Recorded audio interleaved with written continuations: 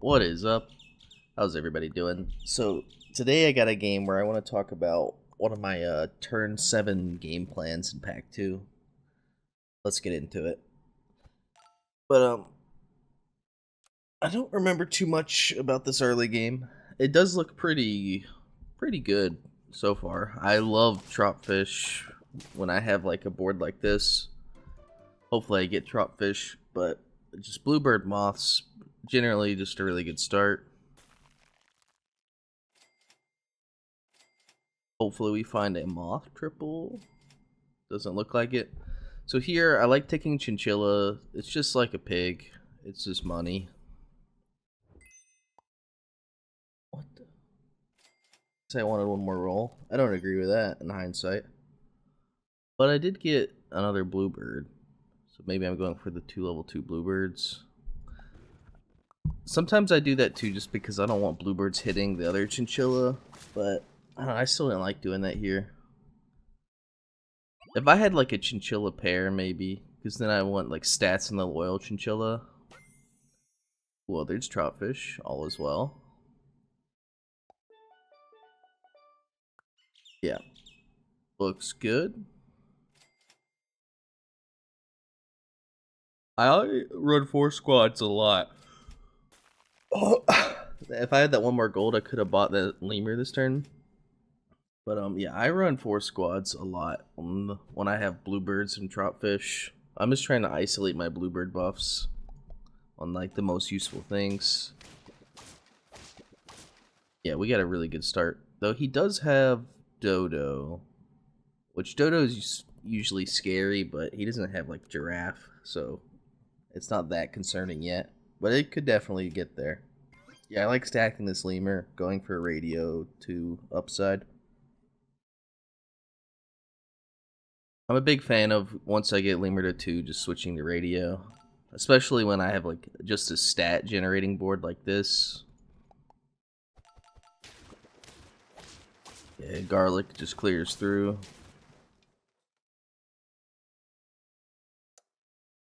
Oh, yep. Take our radio. Yeah, this is a weird buffalo. Like, I have scaling. I don't really want buffalo. I could take buffalo, and I don't have to worry about getting his scaling. I can just get the scaling from the troutfish and the bluebirds, and then when I can do cells, I'll do them with buffalo. That's certainly an option. That, or I could just go like lobster and then put the stats on the hare and then start scaling hare, which into pack 1 I think is better. Yeah, that's what we're gonna do. Do I ever just rip an apple? No. Okay. Ooh, that's pretty good. Oh yeah, I'm a big fan of croissants. I've been more and more croissant pilled here recently.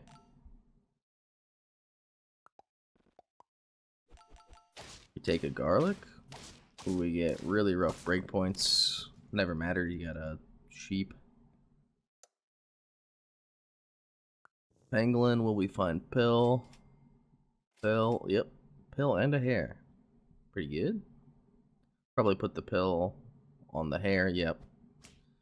He is my buff target. I find that he usually has pretty good value into this matchup. I've been very hare pilled. I've even been taking him in the mirror here recently. I think he's a pretty good unit, just all around. He does have his downsides, but I think his upsides are usually higher. Okay, it's sick. We win this round. Alright, here's where the moment happens. I decided to make this a video. This is a problem I see in Pack 2 players a lot. Do a little pause the video, ask you, what would you do? Yeah, see, it's always Stingray. But, like, buying the Stingray isn't really the important part. To me, like, Stingray is almost... He's usually a no-brainer. You always take him on turn 7.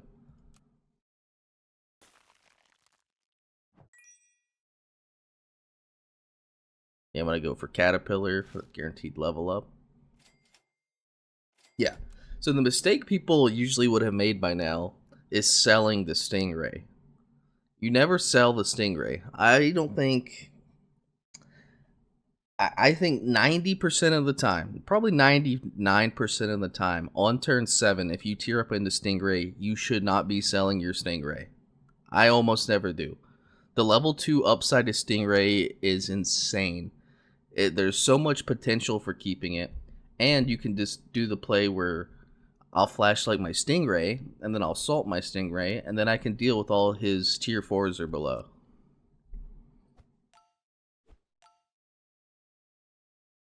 Though we take Caterpillar this round, so we have like Caterpillar and a scaling toy. We're probably going to lose.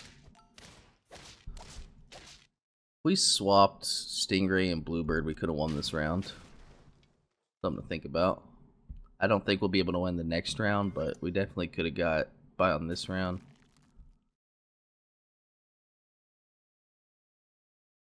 Yep. Now we get our salt.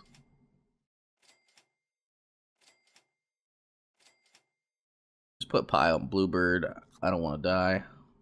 I was hoping this would get me a breakpoint. I don't think it does, though.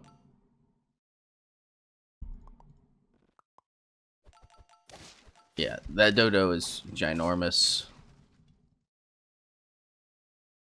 1927. What a year. Okay. Yeah, so I don't have a toy ready, so I'm not going to go Puma. I do like this T-Rex. I like scaling the Stingray. I'll just take the Lionfish. Maybe we hope Bluebird hits him, or we just hit something better. I really want salt. No salt. Yeah, I'll probably just sell Bluebird for stone. Yep. Stonefish is going to help deal with... Like, I need the salt on the Stingray and the Stonefish. I need both of those very badly to deal with whatever his dodo is buffing, and to deal with the dodo itself. Yeah, that dodo is huge. He's approaching 50 health. He's got 40 health on that thing. He's got all scalers. It's kind of scary. But we kept Stingray, so we do at least have the upside of hitting the Stinky Sock, which we do. Hopefully that makes us win this round.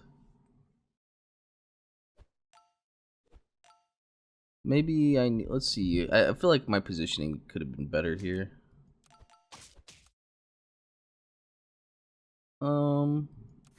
Yeah, so if this is Stonefish, or let's say we put Stonefish here,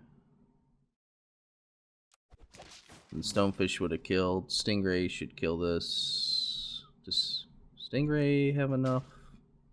6, 8, and 3. Yeah. So yeah, I should swap Stingray and Stonefish.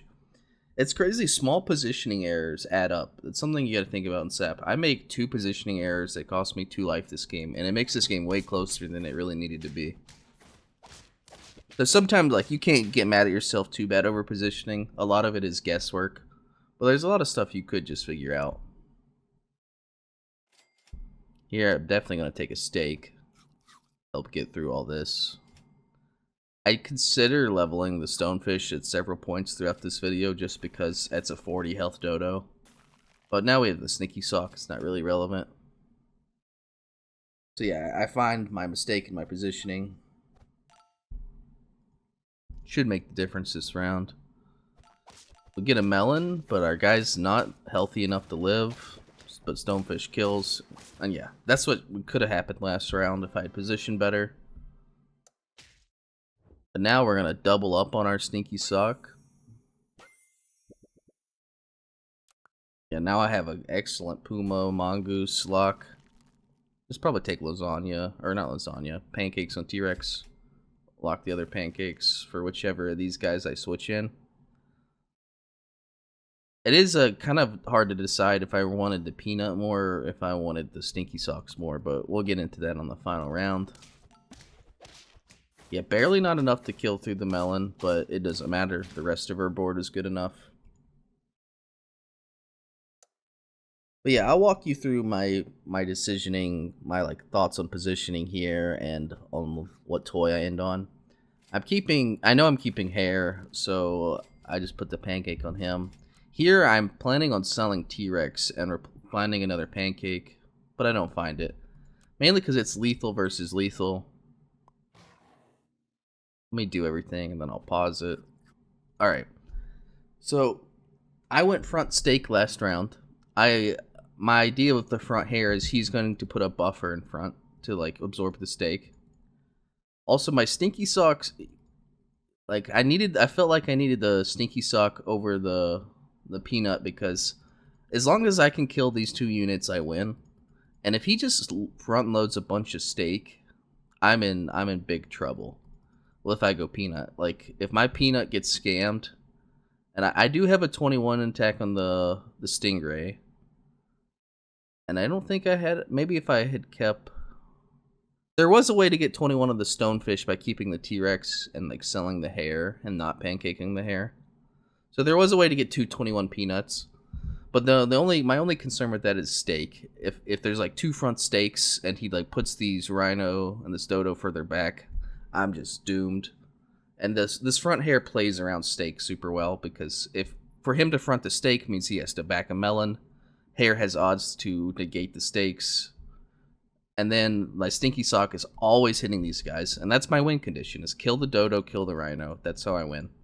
And I have a bunch of units who are good at killing. So yeah, I believe he's going to put some kind of buffer, maybe a front stake of his own. So I move my lionfish back, put my hair up. That way I can maybe take a melon, block a stake.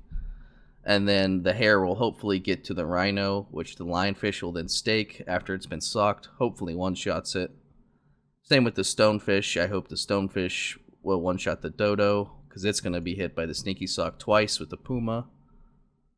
And then, worst case scenario, I put melon on the puma, because there's no universe, I believed at the time, that this rhino gets through the Stingray, but there is a universe where like the rhino could be the one trading the stonefish, and then I'm having to rely on the Stingray to handle the dodo, which means like hopefully the puma melon would trade like a back monkey or a back cat.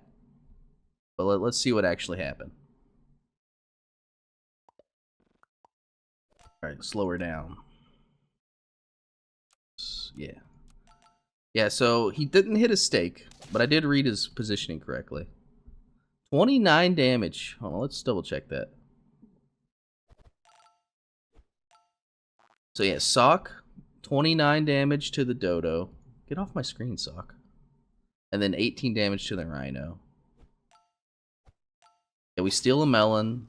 This is still not enough, but he didn't level the rhino. Wouldn't have mattered. Stake clears it. Yeah, this melon survived the lionfish, which is scary. So we really did need that stinky sock to hit him to kill him. Otherwise, he would have traded the stonefish. But yeah, we get there. And like I said, the main point of this video is do not sell your stingrays. Like, this game isn't even a crazy upside stingray. The stinky sock definitely helped me win the game. But like, say I didn't lose those 2 lives to positioning. That means I'm getting level 2 flashlights instead of that stinky sock, and I'm getting 12 stats on whatever unit I want. Yeah, like there's so much upside to getting the early Stingray.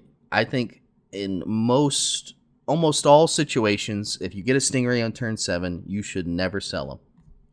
Alright, well that was my wisdom I wanted to bestow today. If you liked the video, maybe subscribe.